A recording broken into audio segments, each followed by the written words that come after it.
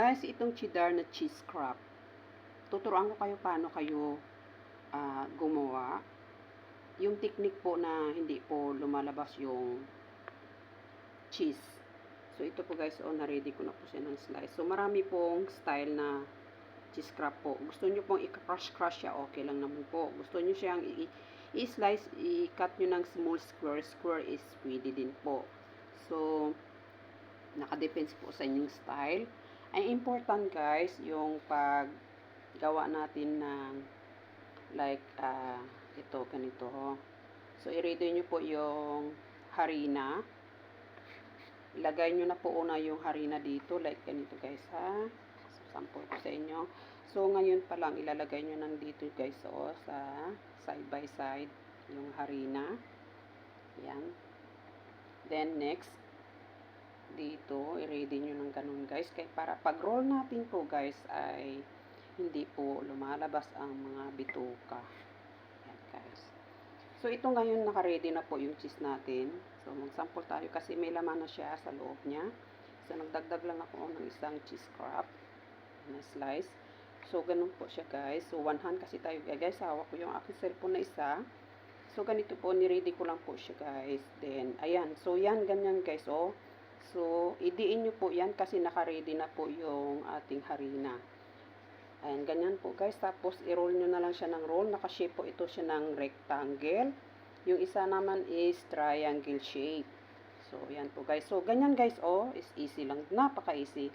So, guys, ang gawa ko pa naman, hawak ko yung cellphone ko. Tapos, isa kong kamay, nakapag-roll pa. So, ito na yung ginawa ko guys, So, ito po na shape is triangle. Triangle, tama po ba? Ito po is triangle. Ito naman to yung isa kong igawa ay, ito po yung shape niya is rectangle. So, lalagyan na natin ng cheese crab sa loob. So, nakadepende po sa inyo ang paggawa nyo ng cheese crab guys. Kung gusto nyo i-crush, pwede naman. Pwede naman po, ayan. Ito sa akin kasi gusto ko ng ganito kasi is easy lang talaga siya. So, walang kalat-kalat. Kaya ito yung gusto kong ginawa. Pinag-slice ko lang talaga siya. So, ayan siya guys.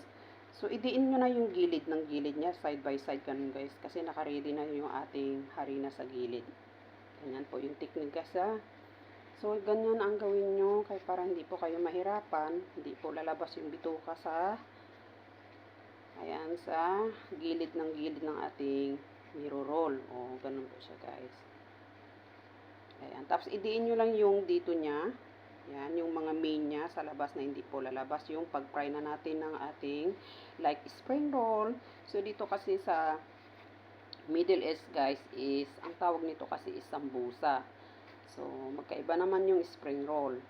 So, meron din spring roll na ang nakalagay din ay cheese crab or curry, cheese, or depende, or gumawa po kayo ng mga vegetable na para pang ready po sa spring roll. So, ito po is plain. Ayan. So, ganito po guys. Ayan. So, hindi po lalabas ang kanyang cheese pag fry na natin. Ayan. Isi-show ko sa inyo guys. Ito na po yung nagawa kong cheese crab. So, ito ay nakalista na po yan. Naka-ready na po yung ayan. Ito po is separate po is cheese curry. Tag 6 pieces every plastic cellophane po yan guys. Ito is cheese curry din.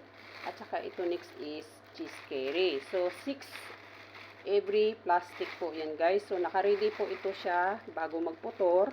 Maghigop ng sabaw ay kukunin ko na lang yung isang plastic. Ito po yung lulutuin. Kung naka-counting na po to sa aming lahat. Ayan, 6 pieces po yan guys. So, nasa-separate na po yung curry cheese na yan. So, ngayon, ang ginawa ko ngayon is cheese crab. Yung cheddar guys. Ito, masarap po itong cheddar cheese. Ayan. Ito yung una kong ginawa guys. Ito. Isishare ko sa inyo ang cream cheese curry. So, masarap talaga din ito kasi ito, ang lasa niya is light lang po siya. Hindi po siya maalat. So, yung cheddar cheese crab po guys is medyo maalat siya. So, sa mga mahilig po sa maalat ang lasa na cheese ay gusto nyo kumain, pwede na rin. Lulutuin nyo. So, gumawa ako ng 2 kinds ng cheese kasi ay para pag fry ko mamaya bago mag-Allahu Akbar, maghigop ng sabaw ay tag 6 pieces lang yung aking lulutuin. So, ngayon, i-continuous ko ito guys, gawin ang itong shape na triangle. So, pag about sa mga spring roll, mga ganito guys, mabilis po talaga ako gumawa nito guys. Easy lang talaga sa kamay ko. Ganyan guys, pag sanay na kayo sa paggawain ng mga spring roll, mga ano guys, ay madali na lang. So, ngayon ito yung gagawin ko. Isa pa lang nagawa ko kasi ang inuna ko na shape is rectangle. Ayan guys. Para organize po tayo, gagawin natin ito. Tatapusin ko po ito guys. So, see you next my video guys. Ako nga pala si Josie. Ayan. So, abangan yung next kong video. Thank you so much and God bless. Bye.